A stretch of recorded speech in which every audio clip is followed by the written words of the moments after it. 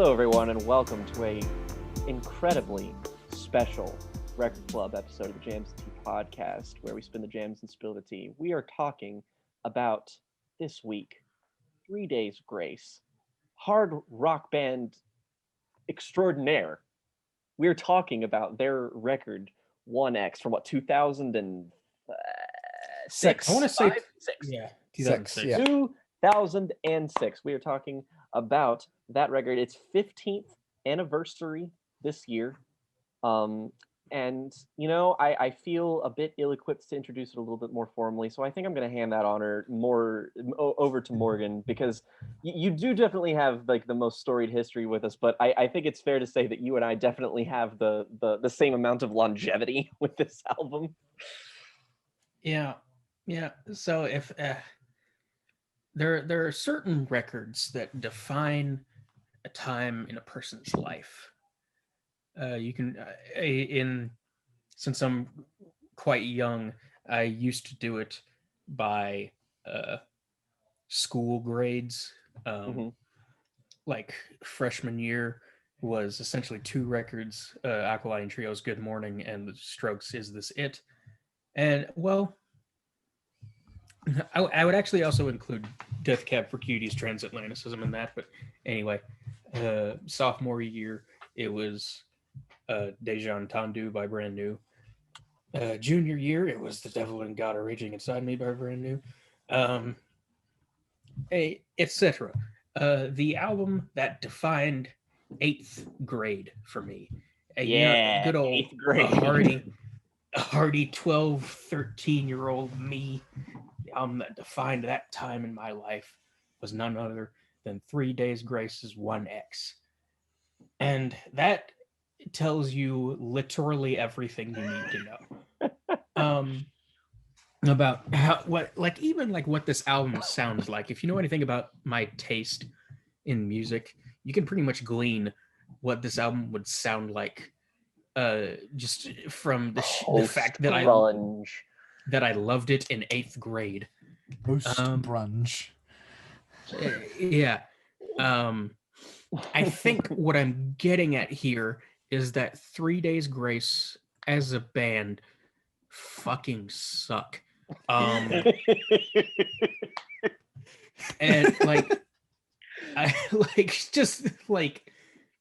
there are a few notches above Nickelback, but it really isn't that much better. They're definitely better than Nickelback, I would say, and Creed and all that. Mm-hmm. Yeah, but by how much though? Yeah, can I ask a question? Just be like, I think this is going to be maybe a really more open-ended episode with the three of us here. Is that the way I found out this out? Because I didn't listen to albums for the longest time. It really took me till high school to start listening to them. So I found out this album through a song. So my question to you is, what song did you find this album? For me, it was Riot, surprisingly, because I don't think that's the most popular song from it, because I think the most popular song is Animal I Have Become, I'd wager. I think that's right. Yeah, but I found it through Riot because I'm going to speak on this because August is not here to also speak on this, but I grew up, and well, we all did, just because we were all within this age range enough to say it's within this windows, that I grew up in the peak amount of time that if you were into anime, there are certain songs that became baked into your consciousness because they were in so many anime music videos that they would make your fucking head spin. I was about to say the Mars Volta. Oh, Jesus, that's not the band I was going to talk about. 30 Seconds to Mars's This Is War is the first one that comes to mind. Another one. There's 3 Evanescence songs. Yeah, 3 My Immortal is one of them. Both of the ones that were in the Daredevil soundtrack. There's also just there's a ton of those Nickelback, Creed kind Linkin of Park. Linkin Park being maybe Numb. Head and Shoulders, the best band to be involved in this 100%, nightcore movement. Songs that were good that were used in these, but 3 of the most popular songs that were in this ilk were in fact Riot, Animal I Have Become, and fucking what's the third one on here? There, but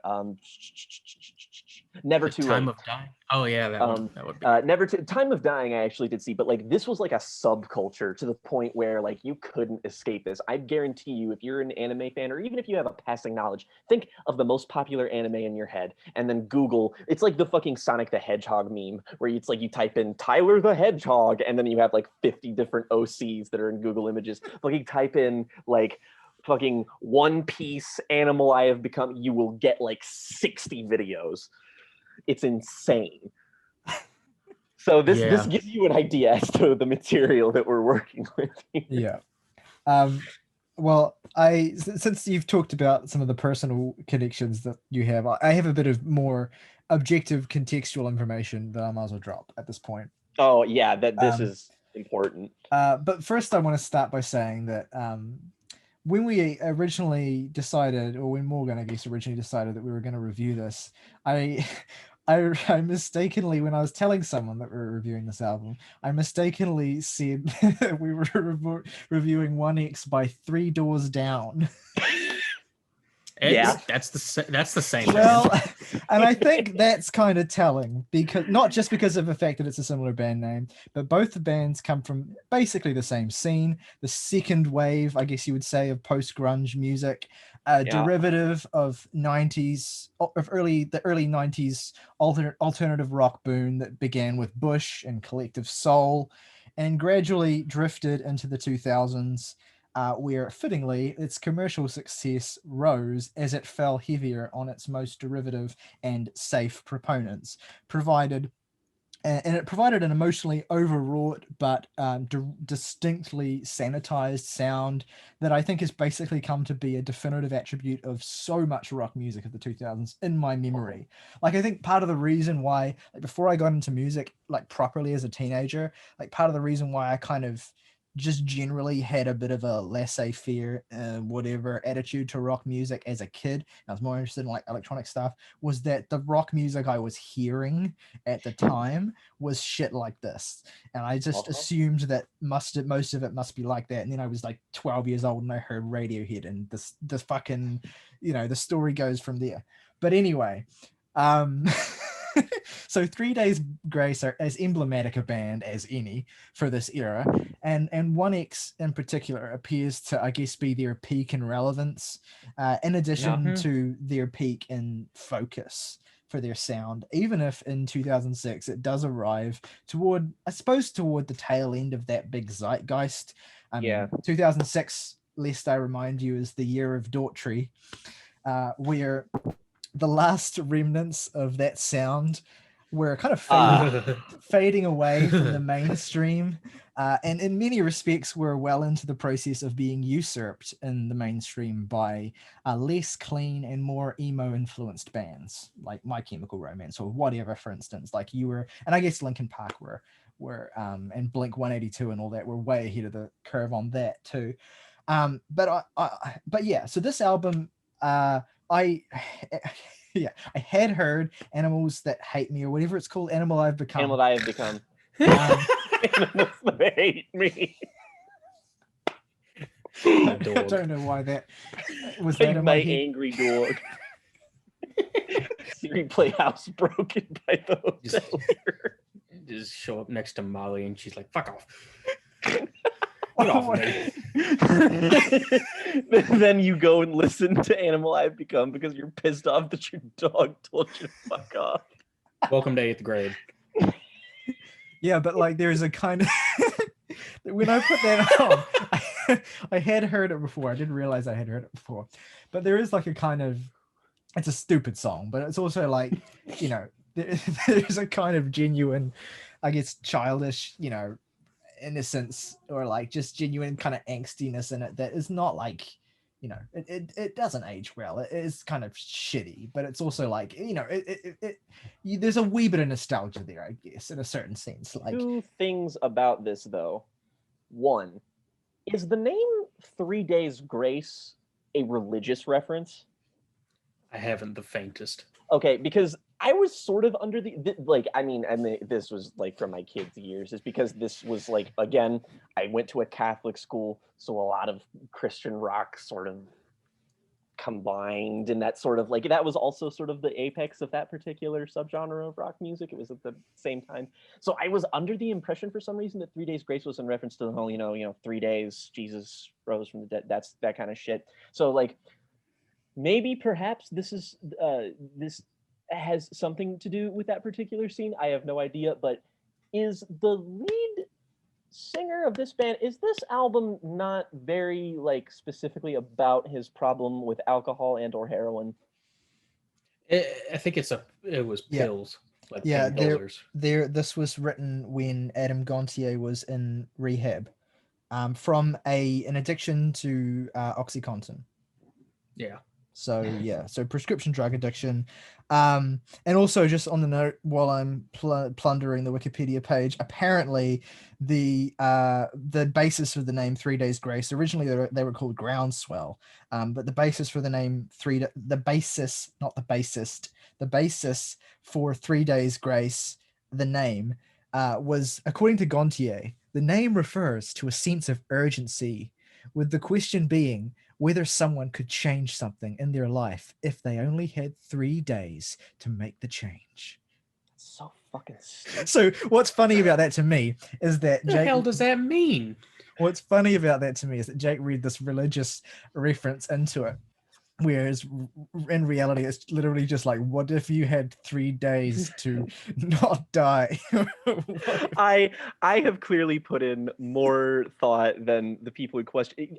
The reason I asked about heroin very specifically is because I need you all to understand, when I listen to this album to like prepare for this, is that like I've heard it more or less like over the years, like through osmosis, but like the opening track, It's All Over, I keeled over laughing listening to this song, because I was for some reason under the impression that it was specifically heroin, because of the lyric at the very beginning of this where he says it's all in vain. I thought it was a pun. That would be amazing. My fucking mind. That would be. It would be amazing because it is not at all unlikely. Because that is legitimately the impression I was under. I was just like, well, like, oh, you know what? You know what? I think you might like, because there are other lines in this song, like the needles breaking your skin is another line in this song. It runs through your blood. So I mean, I think probably that might even be intentional. Oh God, I was right. I love the bridge. The song is just, yeah. Look, you know what's fucking stupid is that this is one of my favorite songs on the album. Like, sure, yeah. I think it it's like, yeah, exactly. I don't pay attention. The guitars and drums are pretty strong. Yeah, here. the melodies is pretty nice. I like the intensity of it. There's a solo on the track that's pretty standard, but I appreciate the fact that they even bothered to put one in there. That somebody tried. Honestly, like for the most part, if you really tune out, there's quite a few songs in this record that are passably good, but really, I mean, not to flag the obvious dead horse here, but the weakest aspect of the band is 100% Adam Gontier's writing. And I say 100% to emphasize the fact that instrumentally and in terms of production, this record sounds pretty good. Like there are a lot of records from this time and this particular niche that sound like butt, and this is not one of them. It sounds duty. It sounds got it. It sounds pretty good. Like that was the thing about, I think the reason why, because I was saying before we recorded that I originally listened to this a couple months ago when we were originally going to review it then, and wrote notes and stuff, and I wasn't going to revisit it because I don't like it, but I decided to revisit it, and I think the reason was because it's actually not that unpleasant to listen to. It sounds pretty good, and there are some moments on it that I do quite like. In fact, to continue on the positive streak, I'll talk about my favorite song on this record, and I say favorite because I do like this song. I think this is the one song that I legitimately think is pretty good, and it's the closing track, the title track, 1X itself. Okay. It's not, I mean, it's not going to win a fucking Pulitzer, but Tyler, I wrote that exact phrase in my fucking notes. It's right here. I said that about the song Pain. And like it's funny because like I know exactly what you mean, and like that is nowhere near one of my favorite songs on the album. Probably because it is one of the most good. Fair enough. Like, I just can't really get, like, I don't really ironically enjoy this album. I don't really ironically enjoy anything. Like, the parts of it that are bad are the parts of it that I enjoy the most, because they are the most, like, overwrought, melodramatic, borderline nonsensical in their vague aphorisms, to such a degree that it's like, I can tell that everyone on this album really means it. You know, you can't manufacture this kind of crap, because if you manufacture this kind of crap, it turns into puddle of mud.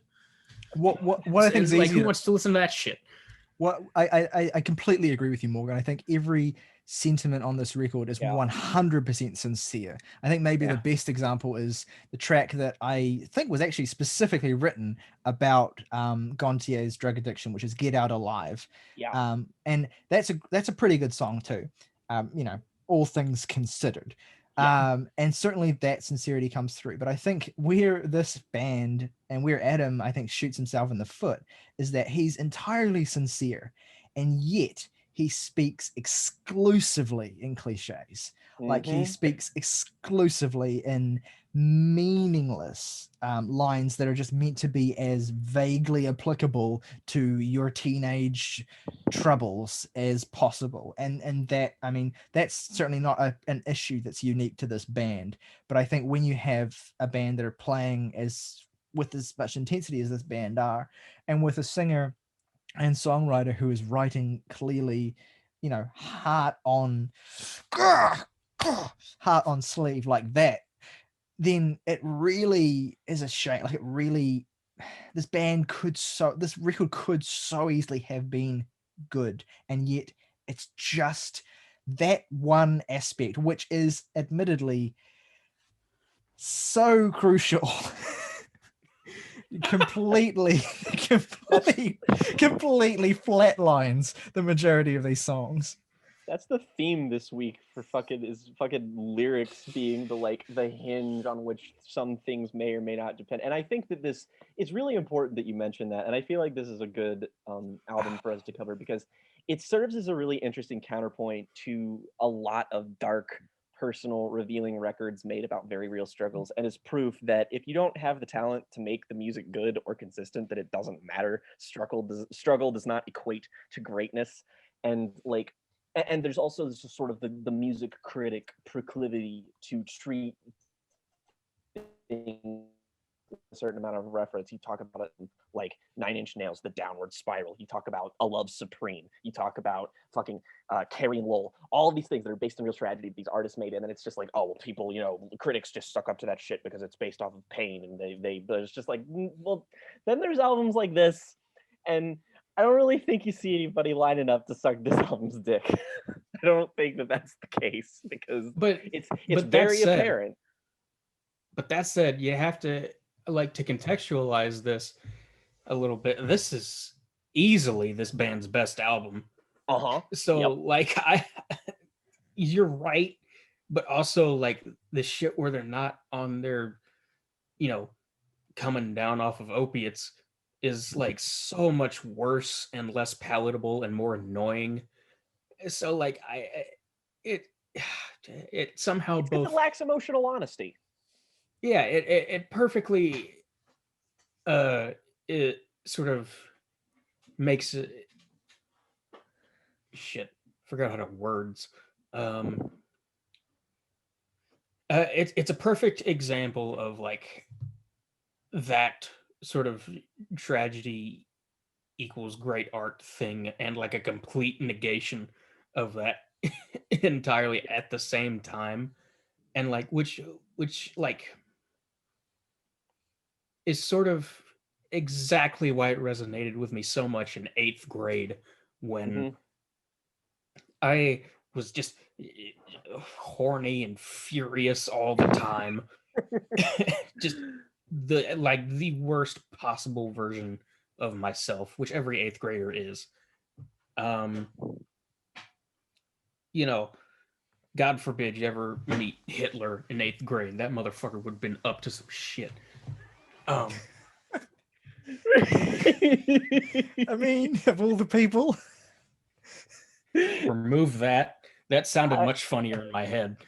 See, I think a really good way to gauge if something is insipidly written is how many times they rhyme "see" with "me," which it sounds kind of specific, but listen to this album. I guarantee you'll come out in the triple digits. It's a lot. August and I were talking about on the Rubber Gum Anime podcast when we were watching the shitty Evangelion movie that we hated, how we were half of that entire movie, we were just shouting lyrics from this album at the screen the whole time. If you feel so empty, so used up, so let down. Can I talk about how that's the worst song on this album? Oh, I was getting to that. It's the worst. It's so bad. I want to say that it made me laugh out loud the first time I heard it, and it did. I was 13 and just like, here, I feel so used and pissed off, man. I think you just ever be angry. That's the song. Yeah. I think Riot is a supreme piece of unintentional comedy. It is. I mean, it is gut-bustingly funny to me, anyway. Like, it just makes me laugh. What it is the fact that. I mean, yeah, there's that. I mean, what it is though is the fact that the verses, like as I hinted at with my little impression there, was that they're so portentous.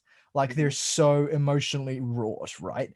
If you feel so angry, so ripped off, so stepped on, like it's really building to something with these verses, right? Like you really get the sense of like, and then the chorus is such a weak fucking fart. It's such riot. It is. It is fucking banana. Dip, dip, dip. Yeah, it is. That's how much energy it has. It's just like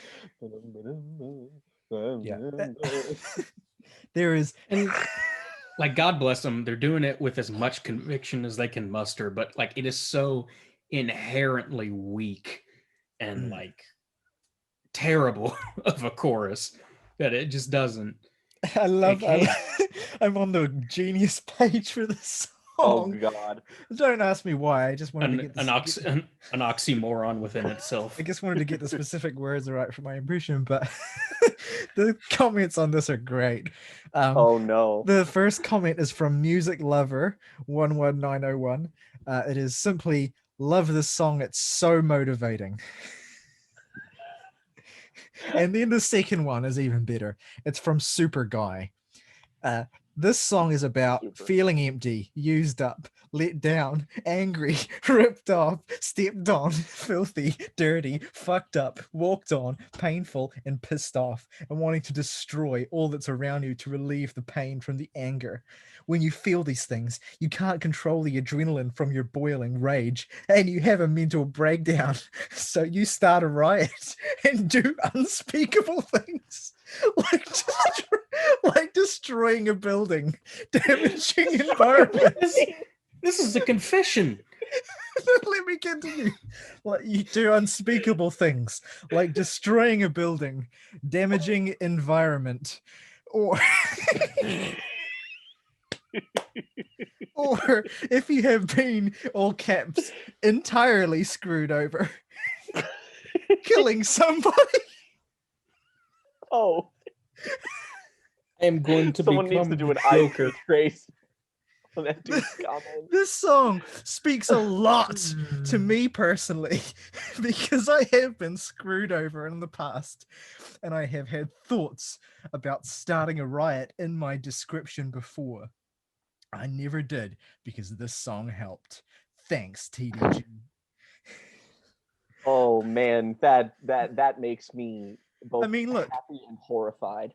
Look, if there's ever a songwriter who has summed up the exact feeling of wanting to destroy environment, it is Adam Gontier. with this Look, album. That's the thing, is that like that dude quote half of that comment was quoting the song verbatim. Yeah. And still his reading of the song did more legwork for the song than the lyrics. Yes. And look, I brought that comment up, primarily because it's fucking funny, but like also because like I don't necessarily want to mock that comment, because like it does speak to the appeal of the song and like the point of the song, right? It is to just be this very base, two-dimensional thing that is like quick and easy and allows you to just get some much needed release, right? And I guess that's what this band are good for. And look, it's a terrible fucking song, but also it kind of doesn't matter. Like, well, no, it's because when you are 12, you don't listen. You take one listen to like my angry music, fucking turn on Calculating Infinity. When you're 12, Calculating Infinity sounds like it's like hell noise. It's like you don't listen to that shit when you're 12 years old because it scares you. You turn on this because it's palatable and you understand it. It's consumable. But it's also speaking to one very specific it's just writing that line of just perfectly acceptable enough as like a product. I want to bring up something because like I agree with you two on the note of the production on this album being like pretty decent. Like the guitars and drumming is pretty strong, pretty technically proficient in places. That said, on this song, on Riot, and on the song fucking, there's another song on it later. I think it's like the third to last track. There's a part where it's like in the really like heavy like breakdown section where the drums are mixed so high in the mix and they just kind of rattle and they make it sounds like static. It's the weirdest sensation. It's like you go back and listen to it, it's just like what the, like it just kind of like dug at me like as a newer like person listening to music now, that I can like point out things in the production where I'm just kind of like, okay, why did they do that? That fucking, I don't like that. I might be too acclimatized to this album to even know what you're talking about. Yeah, That I is mean, completely fair. Yeah, I do stand by my statement that I think it's produced pretty well, like all things No, considered. it is. It's just like that one specific thing for me, weirdly enough. Yeah, and I guess like I have to wonder, like this album is so two-dimensional, like it's just so incessantly and very pointedly two-dimensional, and like it almost has like no identity whatsoever, and it's almost like it makes a point of doing that. Like it makes a point of being, and I'm not trying to attribute some kind of genius intention here. I'm just saying that like it's almost like Adam is intended to make something that is as kind of meaninglessly just straightforward as possible. And I guess you could have one of two potential mindsets about that. You could be like incredibly cynical and say that it's just lazy and stupid and bad and boring, and then that's the opposite of like how good music happens. You have to you have to work and make sure you write meaningfully and stuff. And I guess the other mindset you can have is that like this record being so two-dimensional, this record being so just like blatantly clear about what each song is about and the very straightforward things that it's for, makes it kind of easier to enjoy. Like less is getting in the way of the music itself, or like less is getting in the way of like the purpose it is supposed to serve. Like almost as if this record had some kind of like more poetic, dense and interesting lyricism, it might almost like fall even flatter on its face. One man's one-dimensional and simplistic is another man's pure, unbridled, and more succinct. I mean, it literally just is that kind of thing where it's like, I do think that like, there is definitely something to this that does make this the best 3 Days Grace album. That said, it goes to show you, how, the distance of age can kind of put a little bit between you. And I will say, like I'll go back to songs that like even like the most transparently edgy and maybe even one-dimensional song other than Riot, Animal I Have Become, which like song kind of goes. I mean, like it is maybe the most like lyrically on like such a base level. It's just so like, so what if you could see the darker side of me, the animal? Yeah, but but the instrumentation, it goes like it's just got a really solid core riff and foundation, and it's just like, okay, cool, all right, Yeah. like it's consumable. It's what you said. It's Yeah, just it's easier to digest. This isn't my to counter that a little bit. I would say that there is one song on here that sort of I think actually is just quite good in and of itself, similar to Tyler's pick of the title track, and that is "Never Too Late," which is like Oh yeah. obviously really melodramatic and like overwrought with emotion, but also like it's just it's delivered with the perfect amount of conviction to make that kind of work, and like it just kind of it just works almost in spite of itself. Like what it reminds me of is a lot of the like the material on Hybrid Theory that's like you know just a little bit too edgy for its own good, but is delivered with so much conviction and like genuineness. We'll cover that when we cover Meteora. I think that's a very good point. I want to say I think the reason that the Never Too Late works in that regard is that like that song's about like wanting to help someone not kill themselves, right? Like wanting to help someone survive, basically, and that the real urgency in that sentiment, like the real like that, and like I was saying about like the two-dimensionality of this record, like the very bluntness of what it's about and what purpose it serves, maybe feels most essential on a song like this, where that idea of like just needing to have a piece of music to stop you from like doing something stupid, needing to have something to help you like try and pull you out of that darkest place, and this song potentially being that for a lot of people is maybe why it holds up better than fucking Riot. Well, it's because the main thing you need for that to be real is it is the honesty. I think it holds the same appeal as Morgan. I'm sure you'll come to back with me on this. It has the same as the All American Reject song "Move Along," which is the same thing, much better same song. Thing. Oh yeah, 100% the better song, but it also just has that kind of raw honesty. It's just like you can tell that it's like, yeah, the people singing about this have gone through some shit, and this is like a genuine sentiment, and you get it through. Like it's like, yeah, I get it. Yeah, and that is another moment of like,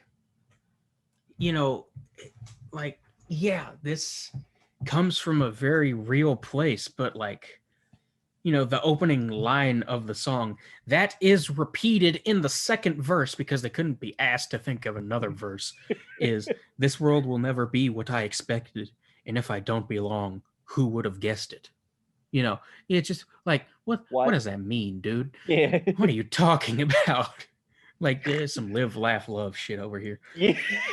But like the lines after that are, "I will not leave alone everything that I own to make you feel like it's not too late," which is like a complicated idea. Yeah. It's like how it's much evocative. how willing are you to step out on a ledge with the person who's on it to draw them back? Because at a certain point you might go over the edge with them, and it's complicated that a lot, and it's a sort of a clumsy, not very poetic at all way of getting around it, but like that's an idea that not a lot of songs about this topic really bring up. So like that's like a perfect microcosm of what this record is. It's just like you had something, and then instead of using the something as the foundation, you instead made a different thing and built off of that. And the something is still here. It's like the garage attachment of your building. And it's like, it's just the rest of it is what you focused on. But like, just build on top of the garage? What are you doing? It's so funny too, just because it's like, I feel like, if you follow this podcast, the kind of music that we're, inclined towards. And the three of us very specifically are like, we're inclined towards variations of emo and even pop punk and stuff like that. Like we talked about albums like Jimmy Eat World's Clarity, and we all sung albums like that phrases. Not to compare it lyrically to this, but Yeah, I know. But you have also things that it's like that function similarly. I think something like, and like I talked about My Chemical Romance is the Black Parade, and I talked about we talked about a Queen record, which are albums that are just sort of like they focus on this really one anthemic kind of pop oriented mode, and it's just like you can vibe with it or you can not. And I feel like we might have the reputation of being like, oh well, if it's emotionally honest, then we just sort of gravitate towards it. But it's just like we have a line, we have standards, guys. It has to be let me see, what's the word? Good. It has to be good. Yeah. Okay, well, I think we've done a pretty good job of mining this fucking thing. Yeah. The fact that we could talk about this for more than 10 minutes proves two things. The fact that we're A, decent at doing this whole podcasting thing, and B, that this album is somehow slightly maybe given too much shit that we were able to talk about it for this long. Yeah. I would actually add a third thing, and that's C, is that we're a bunch of fucking losers.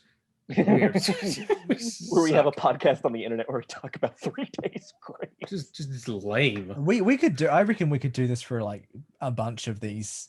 Any given like terrible band in this vein, or even not terrible band. You're giving me ideas. Like we could do good bands that are maybe, like I can't think of any now. We're gonna do Linkin Park, and that's gonna be fun. I as the person who's equated with Christian radio rock, I have so many bands that I could just perfectly think, like Switchfoot, Jars of Clay. I know. Oh, dude, I would love to do a Switchfoot album. Let's do it. Oh no! I'm pretty sure they have a new album this year, by the way. Oh Jesus, no, God, not that. Anything but new Switchfoot. What hath I wrought? Okay. Do you even know what Switchfoot is, Tyler? No. It doesn't matter. No, it doesn't. It's just yeah. Favorite tracks and ratings. Jake. My 3 favorite tracks are 1X, Animal, I Have Become, and Never Too Late. Least favorite track is Riot. I have a feeling this is going to be a echoed sentiment, perhaps. And I give the album a very solid 5 out of 10. All right, gets a 5 from August as well. Morgan. I will say my favorite track on here is Time of Dying, because none of them are as good at Tyler can't even remember the song.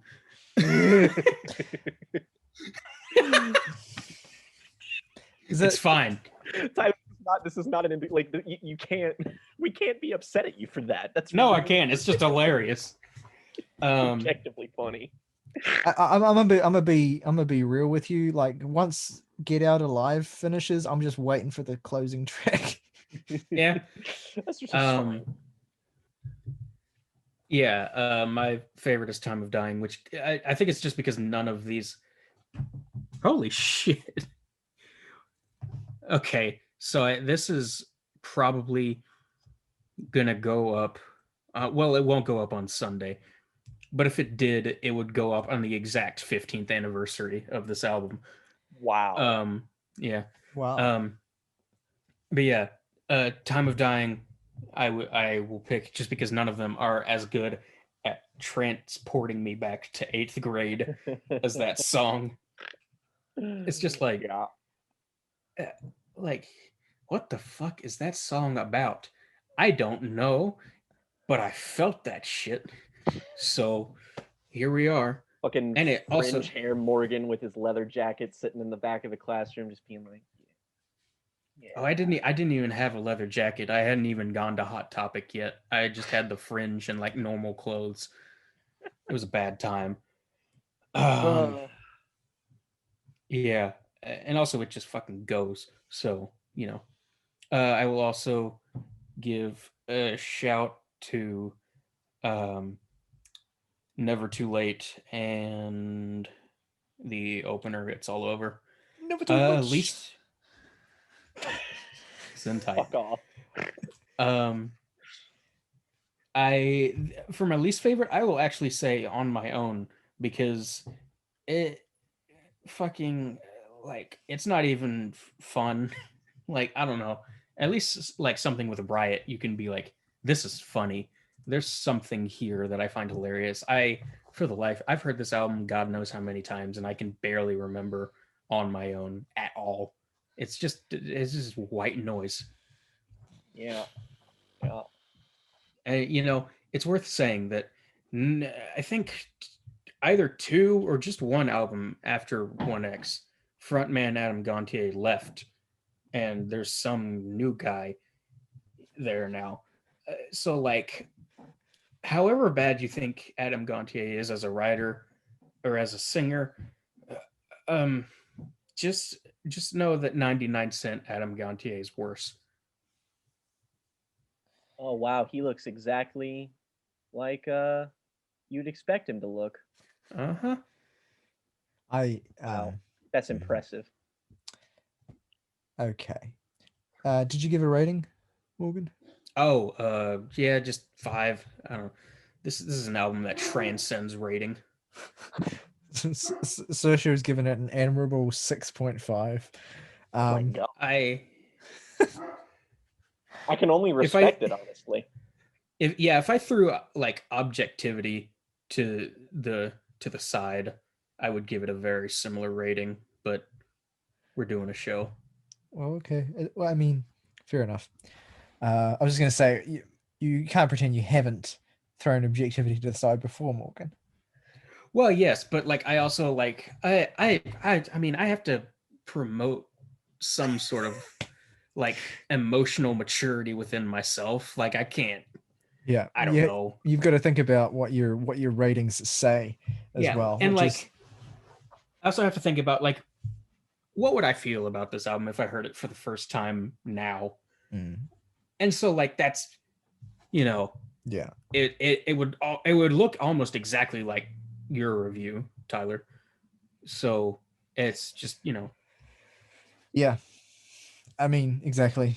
You can't dwell on numbers too much, otherwise you'll just start thinking about the fact that August gave this album a higher rating than Go Farther in Lightness.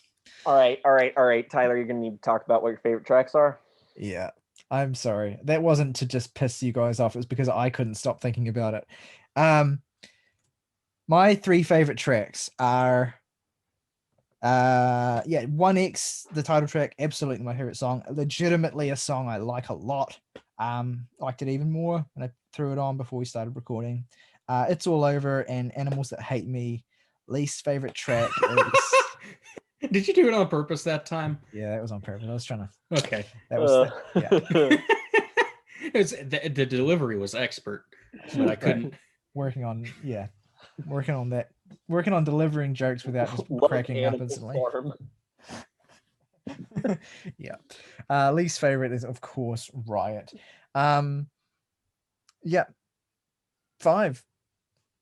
Can I just point out something that has like lived rent free in my head since Morgan pointed it out to me, and that is YouTube music critic Sean C has the vinyl of 3 Days Grace's 1X in the background of every video he's ever made, alongside things like Denzel Curry's Imperial and like a bunch of shit like that.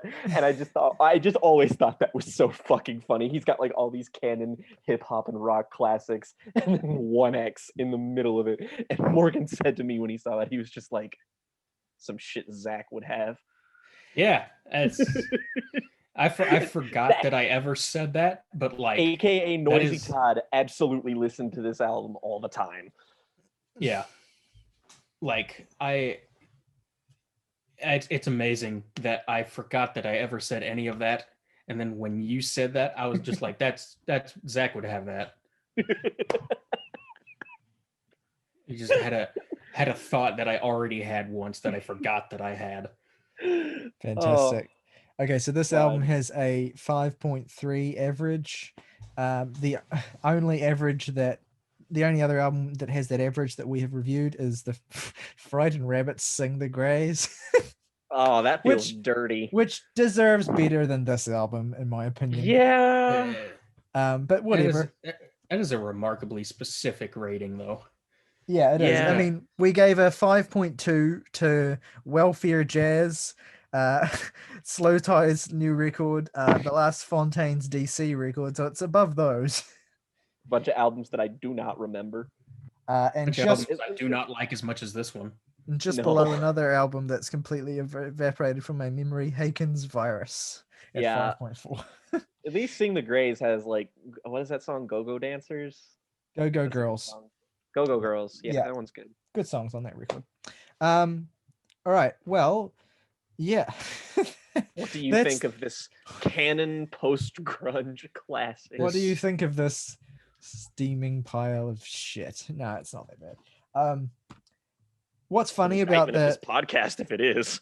what's funny about the Sean C having it on his wall is that when I first saw, I remember when August or whatever listened, or Saoirse listened to this record in like April or whatever, and put it on one of her here's what I've been listening to album cover things. I didn't know what it was. I just saw the album cover and I thought, oh, that's a pretty cool cover. Like that I reckon is that like, if you would ask me what the album was without looking at the name of the artist and just seeing that cover, I would have assumed it was like a post-hardcore band or like a 90s. Yeah. It's not a bad cover. No, totally. So I can see why you want to put it on your wall, but I can also not Creed's Human Play. Could also no. Anyway, let us know what you think of the album in the comments below.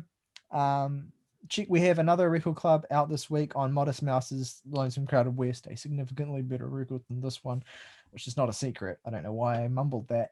But anyway, all those 3 Days Grace fans are gonna come after us. Yeah.